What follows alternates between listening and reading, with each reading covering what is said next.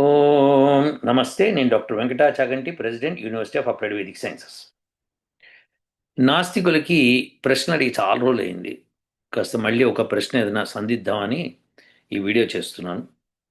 అయితే మనకి ఒక ఆయన నాకు ఒక ఈమెయిల్ పెట్టి, సార్ వీడెవడో పిచ్చిగా వాగుతున్నాడు చూడండి అంటే, సరే చిన్న వీడియో ఒక 5 నిమిషాల కంటే తక్కువ ఉంది కదా అని చూశాను. చూస్తే భయంకరమైన నవ్వొచ్చింది నాకు. సరే అసలు ఆ వీడియోలో ఏం జరిగింది అనేది ఒకసారి పరిశీలిద్దాము, మీకు షేర్ చేస్తాను. ఇప్పుడు ఇక్కడ మీకు కనిపిస్తున్న దానిలో నేషనలిస్ట్ హబ్ ఆయన తెలుసు కదా మీకు. అతను సాయి కృష్ణ అనుకుంటా. ఆయన తర్వాత ఈయన కూడా తెలుసు అనుకుంటా మీకు. ఈయన చక్కగా వేదాలని అచ్చయించాడు. ఈయన వేద భారతి అనేదో ఒక సంస్థ కూడా నెలకొల్పాడు. ఆయన మంచిగా కష్టపడి, చాలా కష్టపడి 4 వేదాలని భారతదేశం అంతటి నుంచి సంపాదించి చక్కగా ప్రింట్ చేయించి ఆ పుస్తకాలని పెద్ద పుస్తకాలు తయారు చేశాడు. నా దగ్గర కూడా ఒక పుస్తకం ఉంది అది. సో అది కొన్ని తెప్పించాను నేను, ఎలా ఉంటుందో చూద్దామని. సో వీరు చక్కగా ఆయన చక్కగా ఎక్స్ప్లెయిన్ చేస్తున్నారు. ఈయన అడిగాడు కాలగణన ఎలా జరిగింది అని సాయికృష్ణ గారు అడిగితే, ఈ వేద పండితుడు చక్కగా చెప్తున్నాడు ఆయన. ఏమనంటే మనకి కలియుగం అన్నది 4,32,000 సంవత్సరాలు. దానికి అట్లనే ద్వాపరయుగం ఎన్నేళ్ళు, త్రేతాయుగం ఎన్నేళ్ళు, తర్వాత సత్యయుగం ఎన్నేళ్ళు అని చెప్పుకుంటూ మొత్తం కలిపి 43,20,000 సంవత్సరాలు అవుతుంది, ఒక మహాయుగం అంటారని ఆయన చెప్పారు. చెప్పి ప్రొసీడ్ అయ్యారు. లేకపోతే అది అది ఆ బిట్ ఇక్కడ తగిలిచ్చి, ఈ పెద్ద మనిషి ఎవరంటే, ఈ పెద్ద మనిషి అండి. ఈ పెద్ద మనిషి యుగాల లెక్కల్లో నిజమెంత, మహాయుగం నిజమేనా, పురావస్తు ఆధారాలు ఏం చెప్తున్నాయి, ఇది ఇక్కడ అయిపోయాడు ఈ మనిషి. ఈయన ఏంటంటే రాతి మనిషి అనమాట. రాతి మనిషి దగ్గర అయిపోయాడు. ఈయన ఏమంటాడంటే, ఇక్కడ ఒక ఒక నేచర్ అన్న దానిలో పడినది చూపిస్తున్నాడు. అది ఏమని చూపిస్తున్నాడో ఒకసారి చూద్దాం. దానిలో ఇది ఎప్పటిది అంటే 18th జూన్ 2025 చూపించి 70,000 ఇయర్స్ కంటే ముందర ఈ దేశంలో ఆఫ్రికా నుంచి అందరూ బయలుదేరి కట్టుకొని ఓ ఫలోమని దేశాలు దాటి వచ్చారని చెప్పి చెప్తున్నాడు. ఓకే, సో అది చెప్పుకుంటూ వచ్చాడు. కాబట్టి 70,000 సంవత్సరాల క్రితం ఇంకా ఎవరు లేకుండే, అంతా ఆఫ్రికాలోనే ఉండే. ఆ తర్వాత 70,000 సంవత్సరాలకి వాళ్ళు మెల్లగా బయటకు వచ్చారు అని చెప్పి దానికి శిలాజాలు అంటాడు, భూమికలు అంటాడు, అవంటాడు ఇవంటాడు.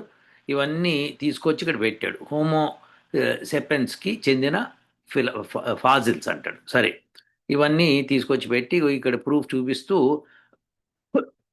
7th June oldest human sapiens fossils discovered in మొరాకోలో కనిపించినాయి అట. ఎప్పుడు ఒక 3,50,000 సంవత్సరాల క్రితం అక్కడ కనిపించినాయి. అంతా ఆఫ్రికానే, ఇంకేం లేదు. 5,00,000 ఏళ్ల క్రితం మాత్రమే ఆఫ్రికాలో ఎవాల్వ్ అయ్యాడు. ఆ ఖండాన్ని దాటుకొని విజయవంతంగా బయటపడింది కేవలం 70,000 సంవత్సరాల క్రితమే.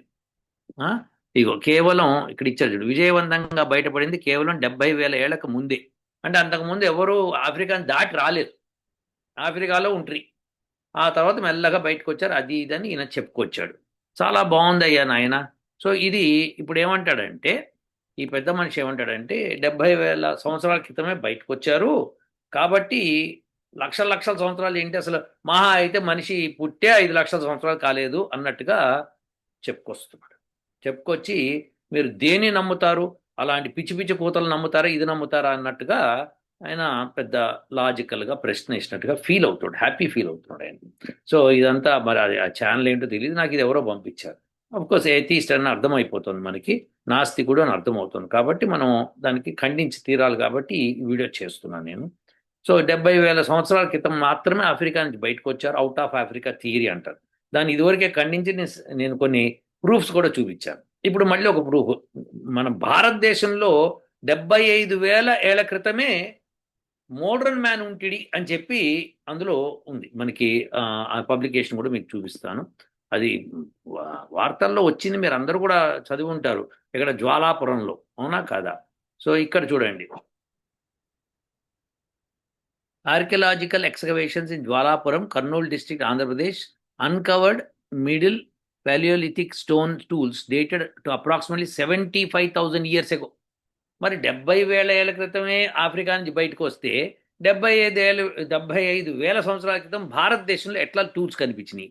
Located directly below the within ash deposits from the Toba super eruption. Toba super eruption అంటే వాల్కెనో ఒకటి ఎరప్ట్ అయింది అక్కడ.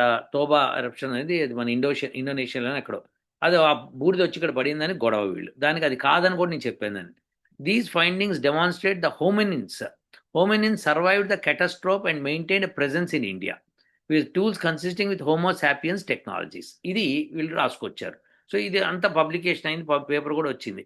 సో ఇప్పుడు 70,000 సంవత్సరాల క్రితమే ఆఫ్రికా నుంచి బయటకు వస్తే 75,000 ఏళ్ళ క్రితం భారతదేశంలో మోడర్న్ మ్యాన్ అంటే హోమినిన్స్ అంటే ఏంటి, కొద్దిగా డెవలప్ మన మన డైరెక్ట్ యాన్సిస్టర్స్ అని వీళ్ళు చెప్పుకుంటారు.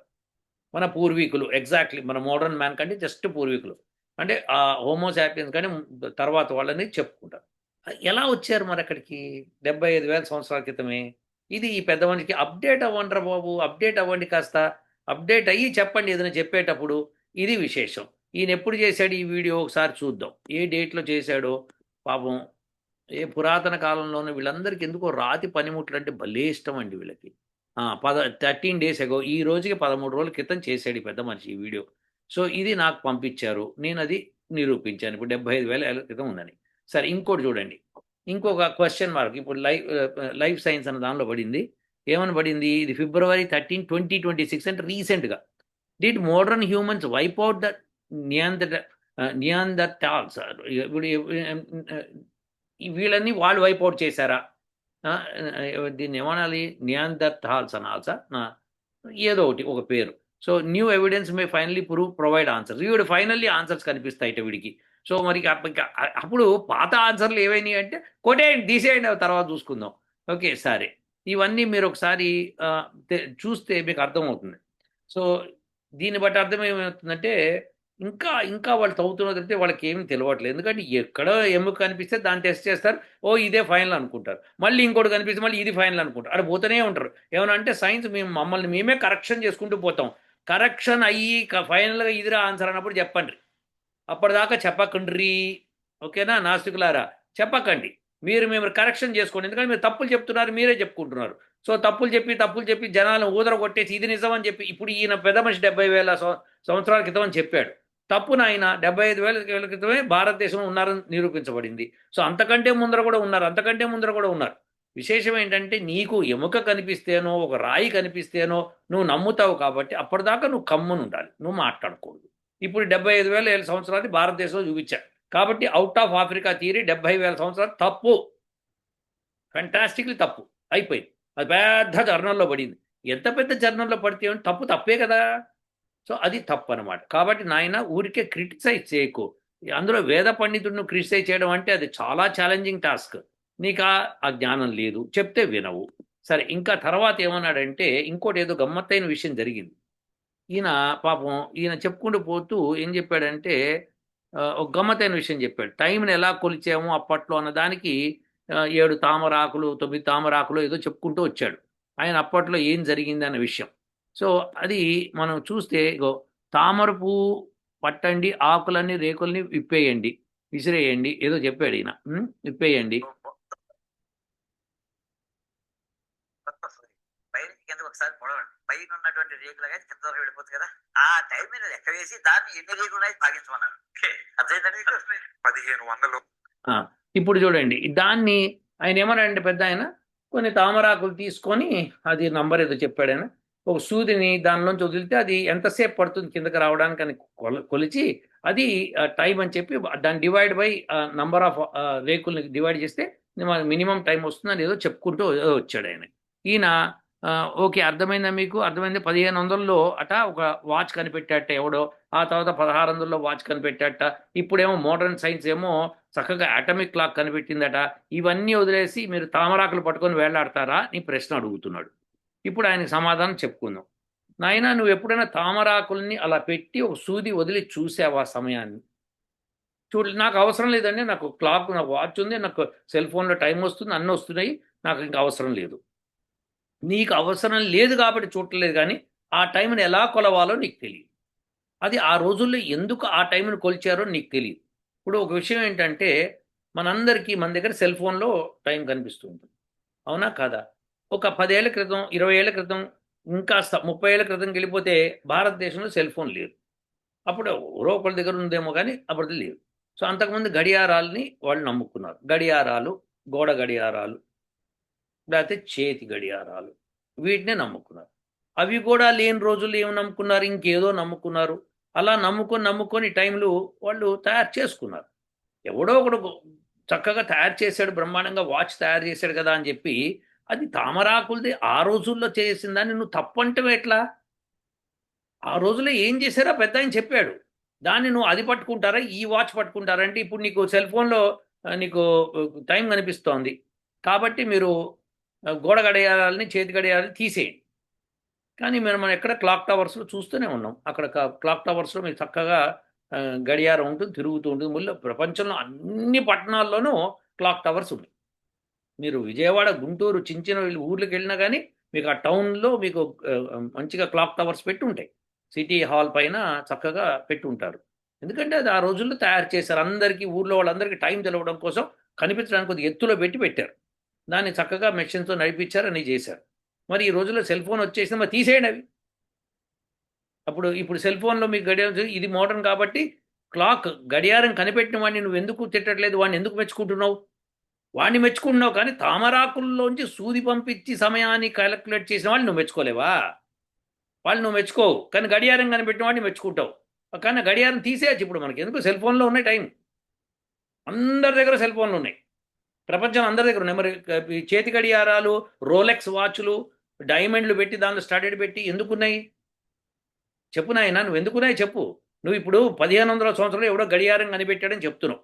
నువ్వు చెప్తున్నావు అంటే దాన్ని నువ్వు రిఫరెన్స్గా తీసుకున్నప్పుడు తామరాకుల విషయం నువ్వు రిఫరెన్స్గా ఎందుకు తీసుకోవు?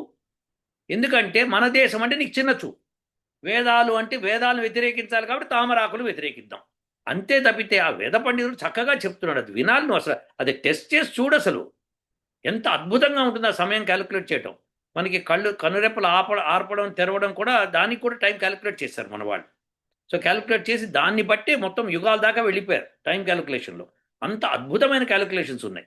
పైగా హోమోసాపియన్స్ అంటాడు, ఈయన అంటాడు 70,000 సంవత్సరాల క్రితం బయటికి వచ్చారంటాడు. 70,000 సంవత్సరాలు కాదు, 75,000 కింద ఇక్కడ మనం చూపిస్తున్నాం. ఇంకా తవ్వితే ఇంకెన్ని బయటపడతాయో తెలియదు. నువ్వు అట్లా బయటపడేదాకా నువ్వు ఆగాలి, కంప్లీట్గా ఆగిపోవాలి, కంప్లీట్ ఆన్సర్స్ వచ్చేదాకా. ఇప్పుడు నువ్వు చెప్పిన ఆన్సరే 70,000 సంవత్సరాలు అవుట్ ఆఫ్ ఆఫ్రికా థియరీ తప్పు, 100% తప్పని తెలిసిపోయింది. అట్లా నేను రీసెంట్గా ఒకటి పడింది, ఏదో 80,000 సంవత్సరాల క్రితం యూరోప్లో ఉన్నారని చెప్పారు. కాబట్టి మనం 70,000 అవుట్ ఆఫ్ ఆఫ్రికా థియరీని తీసేయాలని చెప్పి కూడా చెప్తున్నారు ఇప్పుడు, 80,000 సంవత్సరాల క్రితమే. కాబట్టి థియరీస్, వీళ్ళు చెప్పే థియరీస్ అన్ని వాళ్ళకి పుస్కి థియరీస్ అనమాట. ఎందుకంటే పనికిరాని థియరీస్. దాంతో ఎవరికి ఏం లాభం లేదు, తిండి దొరకదు, దాంతో ఏమి ఉండదు అనమాట. ఓకే, దాంతో వాళ్ళు ఏం చేసుకున్నాం అంటే ఓకే 70,000 సంవత్సరాల క్రితం అవుట్ ఆఫ్ ఆఫ్రికా వచ్చి అయితే ఏంటయ్యా చెప్పు నువ్వు. కాబట్టి 3 లక్షలు 4 లక్షలు 43 లక్షలు ఆ థియరీ తప్పు అంటే థియరీ తప్ప నువ్వెట్లా అంటున్నావు? ఇక్కడ మీకు తప్పని ప్రూవ్ చేస్తున్నావు కదా. మీకు out of Africa theory wrong, perfectly wrong. దాని గురించి ఒక వీడియో చేశాను నేను. సో అందరు దయచేసి చూడండి. అవుట్ ఆఫ్ ఆఫ్రికా థియరీ తప్పు, ప్లస్ మన దేశం నుంచే బయటికి వెళ్ళారనడానికి ప్రూఫ్స్ చాలా ఉన్నాయి, ఇంకా వస్తాయి కూడా రాను. కాబట్టి దయచేసి అర్థం చేసుకోండి. ఇప్పుడు ఈ మోడర్న్ సైంటిస్టుల పేరు మీద చెప్పుకొని దండుకుంటున్నారు, పైసలు దండుకొని శుభ్రంగా వాళ్ళు థియరీ పబ్లిష్ చేస్తున్నారు. అవన్నీ తప్పులు, బూతులు అనమాట. So those are wrong, perfect theories కాదండి. సో దేర్ ఫోర్ ఇతను ఎవరు చెప్తున్నాడో అవన్నీ తప్పులు చెప్తున్నాడు. వేద పండితులను ఇష్టం వచ్చినట్టు మాట్లాడకు. నువ్వు తామరాకులు ఆయన చెప్పినట్టుగా తీసుకొని పరిశీలించి చూడు, ఒక సూదిని వేసి. సో ఆ రోజుల్లో సూది ఉందని చెప్తున్నాడు, తామరాకుల మీద వేస్తే దాన్ని టైం క్యాలిక్యులేషన్ చేయడం అద్భుత విషయం. అది దాన్ని బట్టి ఎలా టైంని మనం సరిదిద్దాలి అని చెప్తున్నాడు. సో ఎలా చెప్పుకోవాలి, మినిమం టైం ఎట్లా, మ్యాక్సిమం టైం ఎట్లా, దాన్ని అక్కడి నుంచి మనం టైం లెక్క పెట్టుకుంటూ పోవచ్చు అని చెప్పాడు ఆయన. సో ఇది మనం అర్థం చేసుకోవాలి. మరి తామరాకులు ఎందుకు తీసుకున్నాడు, వేరే ఆకులు తీసుకోవచ్చు కదా అంటే అది అద్భుతమైన విషయం అన్నమాట. తామరాకులు ఎందుకు తీసుకున్నాడో తెలవాలి మీకు. సో ఈ ప్రశ్న నాస్తికులు ఇప్పుడు అడుగుతున్నా, తామరాకుల్లో సూదిని పడేస్తే అది ఎంత దూరం ఎంత టైంలో వస్తుంది అని మీరు క్యాలిక్యులేట్ చేశారా ఎప్పుడన్నా? చెయ్యకపోతే చేసి నాకు చెప్పాలి, వేదాలు ఉన్నది కరెక్టా కాదా అని. సో అది వేదాల్లో కాదు, అది శాస్త్రజ్ఞం. అప్పుడు వేద పండితులు వాళ్ళు ఒక మెథడ్ కనిపెట్టారు దానికి, అవునా కదా. ఇకపోతే ఇప్పుడు 4,32,000 సంవత్సరాలు ఒక కలియుగం టైం అని చెప్పి నేను చెప్తున్నాను. ఇప్పుడు అందరూ ఆ వేద పండితుడు చెప్పాడు, నేను అదే చెప్తున్నాను. మరి దాని నిరూపణ ఉందంటే బ్రహ్మాండమైన నిరూపణ ఉంది. నేను ఒక వీడియో చేశాను ఆల్రెడీ, ఎలా వస్తుంది ఆ క్యాలిక్యులేషన్ చెప్పి మీ అందరికీ క్వశ్చన్ కూడా పెట్టాను. దాన్ని ఈక్వేషన్ కూడా రాసి చూపించాను. చూడండి అయ్యా, ట్రై చేయండి, క్యాలిక్యులేట్ చేసి చెప్పండి అన్న. వాడు ఒక్కడు సమాధానం ఇస్తలేడు. అది విశేషం అనమాట. సో ఇది మీరు తెలుసుకోవాలి. అలానే యుగానికి యుగానికి ఏం తేడా వస్తుందో, ఎలా తేడా వస్తుందో దాని వివరాలు కూడా నేను ఇస్తాను మీకు.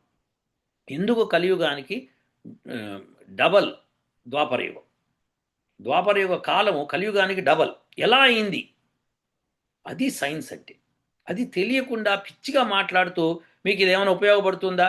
అటమిక్ క్లాక్స్ వచ్చినాయి, నువ్వు అటమిక్ క్లాక్ పెట్టుకొని తిరుగుతున్నావా? నువ్వు పెట్టుకుంటుంది ఎంతసేపు నీ సెల్ ఫోన్ చూసుకుంటావు, మహా అయితే చేతి గడియారం, ఇవి చూసుకుంటున్నావు నువ్వు. అనవసరంగా ఎవరిని పడితే వాళ్ళని పెద్దవాళ్ళను మాట్లాడకూడదు నాయన. యువకుడివి, ఉత్సాహవంతుడివి, చక్కగా నేర్చుకో. ఫస్ట్ నీకు తెలియని విషయాలు తెలుసుకొని అబ్బా ఆ రోజున అలా చేశారు. ఇంకో విషయం కూడా నేను చెప్పాను. కోణార్క్ దేవాలయంలో ఒక చక్రాన్ని వాళ్ళు చక్కగా రాతితో చెక్కి పెట్టారు. దాన్ని బట్టి రోజులో సమయం ఎంత అయిందో చెప్పచ్చు. సన్ రేస్ ఏ కాలంలో ఎప్పుడు ఎక్కడ పడతాయి, ఎక్కడ నీడ పడితే ఎంత సమయం అయినట్టు లెక్క, ఈవెన్ నైట్ టైం కూడా లెక్క పెట్టచ్చు అని చెప్పి అందులో చూపిస్తున్నాను. అదంతా లెక్కంతా నేను ఒక వీడియోలో చేసి చెప్పాను నేను మీకు, ఒకసారి చూడండి.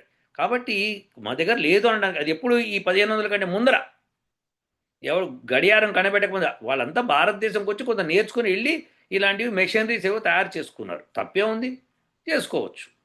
సో చేసుకున్నారు కదా అని చెప్పి వాళ్ళని గొప్ప 1500 సంవత్సరాలు గడియారం కనిపెట్టాడు. ఈ తామరాకుల సంగతి కూడా నువ్వు చెప్పాలి నాయన. నువ్వు ఏమని చెప్పాలంటే, అబ్బా అప్పట్లో మన వాళ్ళు తామరాకులు పెట్టి సూదిని కింద పడేసి టైం క్యాలిక్యులేట్ చేశారు, ఎంత అద్భుతమైన విషయం. కోణార్క దేవాలయంలో చక్కగా చక్రం పెట్టారు, దానికి ఎండ ఎటు పడితే నీడ ఎటు పడితే దాన్ని బట్టి సమయం ఎలా చెప్పారు, అలానే రాత్రిపూట కూడా ఎలా చెప్పారు. ఈ విషయాలు చక్కగా నువ్వు అది తెలుసుకొని అబ్బా ఎంత అద్భుతమైన విషయం, మన వాళ్ళు కూడా అవి చేశారు అని చెప్పడం చాలా బాగుంటుంది. ఇప్పుడు మీరందరూ బాగా గమనించండి. మీరందరూ అనేది బ్రిటిషర్స్ మన దేశంకి వచ్చి, లేకపోతే యూరోపియన్స్ మన దేశంకి వచ్చి ఏదో కనిపెట్టారు, సచ్చారు, వాళ్ళు ఏదో తయారు చేశారు, వాళ్ళు సైన్స్ అంతా వాళ్ళు తయారు చేశారని చెప్తున్నారు. మరి అమెరికా వాళ్ళు ఏం చేశారు? అమెరికా వాళ్ళు పాకిదుడ్లు కడుక్కుంటున్నారా? లేదు కదా. వాళ్ళు కనిపెడితేనే కదా ఆటం బాంబు వచ్చింది. మరి బ్రిటిషర్సే గొప్ప అయితే మరి అమెరికా వాళ్ళు ఎందుకు గొప్ప కాదు? వాళ్ళు వీళ్ళు ఒకటేనండి. అది మీరు ఆ మాటకు వచ్చారనుకోండి, భారతదేశం నుంచి అటువైపు వెళ్ళారు.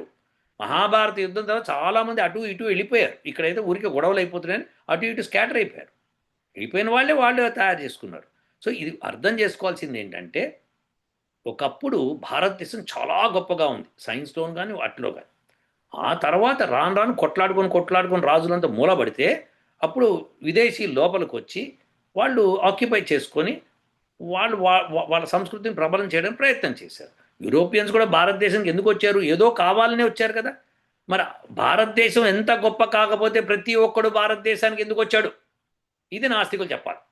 సో ఈరోజు ప్రశ్న ఏంటంటే, భారతదేశ గొప్పతనం లేకపోయి ఉంటే విదేశీయులు భారతదేశానికి ఎందుకు వచ్చారు? అలా రావడంతో ప్రయత్నంతోనే వాళ్ళు పడవల్లో ప్రయాణం చేయడంతోనే అనేక విషయాల్ని కనిపెట్టుకుంటూ వచ్చారు. అమ్మ ఎట్లన్నా భారతదేశానికి వెళ్ళాలి, ఎలా వెళ్ళాలి, పడవలు ఎట్లా వెళ్ళాలి, వాళ్ళకి ఎట్లా వెళ్ళాలో కూడా తెలియదు. అదే మన భారతదేశం నుంచి యూరోప్ దాకా మనం వెళ్ళి వ్యాపారాలు చేసి వచ్చాం. ఆ విషయం హిస్టరీ చెప్తుంది. సో ఇవన్నీ అర్థం చేసుకోవాలి నాయన. నువ్వు అనవసరంగా వేద పండితుల్ని పిచ్చిగా మాట్లాడకు. ఒకప్పుడు సమయాన్ని అలా చక్కగా క్యాలిక్యులేట్ చేసిందని అద్భుతంగా నువ్వు చెప్పాలి. అబ్బా ఎంత అద్భుతంగా క్యాలిక్యులేట్ చేశారండి అని చెప్పాలి. హోమోసాపియన్స్, నియంత్రణాల్స్, వాళ్ళు వీళ్ళు ఈ పేరు చెప్పుకొని ఎంతకాలం బతుకుతారు మీరు? చెత్త అంతా చేసుకొస్తున్నారు. ఎవడో వాడు డార్విన్ అట, వాడు థియరీ అట, వాడు దొంగ థియరీ, అవన్నీ అసలు ఎక్కడా కూడా ప్రూఫ్స్ లేవు, వాటికి ఎక్కడా లేవు.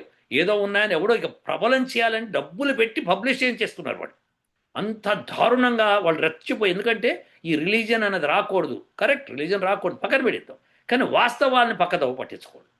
కాబట్టి మీ అందరికీ కూడా నాస్తికులకు ప్రశ్న, డైరెక్ట్ ప్రశ్న. ఇన్ని రోజుల్లో చెప్తున్నా కదా, మీరు ఇన్ని ప్రశ్నలు అడుగుతూ వచ్చారు, ఒక్కదానికి మీరు జవాబు ఇవ్వలేదు. సో ఇప్పుడైనా ఇందులో నేను అడిగిన ప్రశ్నలకి సమాధానం ఇస్తారని వెయిట్ చేస్తూ ఉంటానండి. సో అతను ఎవరో చెప్పాడు, అతని పేరేంటో కూడా తెలియదు నాకు. ఎవరో నాకు వీడియో పంపించి, సార్ వీడేదో పిచ్చిగా వాగుతున్నాడంటే నిజంగానే పిచ్చిగా వాగాడు. సో మన దేశాన్ని ఫస్ట్ గర్వించండి. మన దేశంలో ఒకప్పుడు ఎలా చేశారు అన్నది తెలుసుకునే అద్భుతమైన విషయాలు, అసలు ఆ థాట్ ప్రాసెస్కి మీరు అప్రిషియేట్ చేయాలి. ఏ మెషినరీ లేకుండా ఏమీ లేకుండా న్యాచురల్గా అనమాట, న్యాచురల్గా. అలానే చంద్రుడు సూర్యుడు యొక్క రొటేషన్ బట్టి కూడా టైమ్స్ చక్కగా చెప్పారు. ఆ విషయాన్ని కోనార్క్ సూర్య దేవాలయంలో చక్కగా చక్రం చెప్తాం. మీరు ఒకసారి కోనార్క్ సూర్య దేవాలయం దట్ వీల్ ఆఫ్ టైం అని చెప్పి తీసుకొని చూడండి. అసలు హౌ ఇట్ క్యాలిక్యులేట్స్ టైం అంటే మొత్తం మీకు వికీపీడియాలో ఇస్తాడు. అది చదవండి. దాన్ని బట్టి తెలుసు ఎంత గొప్పగా అసలు అలా దాన్ని చక్రాన్ని చక్కగా చెక్కడము, ప్రిసైజ్గా చెక్కడం. అంత ప్రిసైజ్గా చెక్కాలి అంటే ఆ టెక్నాలజీ ఉండాలి. ఏదో టటటట చెక్కేసి ఏదో రఫ్గా పెట్టలేదు అక్కడ. అలానే జంతర్ మంతర్ ఎంత బ్యూటిఫుల్ అంటే అది. నేను వెళ్ళొచ్చాను అక్కడికి. సో అంత క్యాలిక్యులేటెడ్గా ఎలా పెట్టారు, ఎలా చేశారు వాళ్ళు. అది ఏ విదేశీయులు చేయలేదు మరి ఆ రోజున. ఏ విదేశీయుల్లోనే ఎక్కడా లేదు. అలాంటిది జంతర్ మంతర్ ఎలా చేశారు ఒక్కసారి చెప్పమని చూద్దాం. దానికి స్టీఫెన్ హాకిన్స్ కూడా వచ్చి చూసి వెళ్ళాడు. తెలుసా మీకు ఈ విషయం? సో ఇది పెద్ద సైంటిస్ట్ అనుకున్న వాళ్ళు కూడా భారతదేశం కూడా చూసి వెళ్ళారు. ఏంటండి ఏం మాట్లాడతారు, ఎవరేం మాట్లాడతారో తెలియదు మీకు. So find out. సో నాస్తికులు ఈరోజు అడిగిన వీడియోలో ప్రశ్న చక్కగా మీరు సమాధానం చెప్తారని వెయిట్ చేస్తున్నాను. ఉంటానండి. ఓ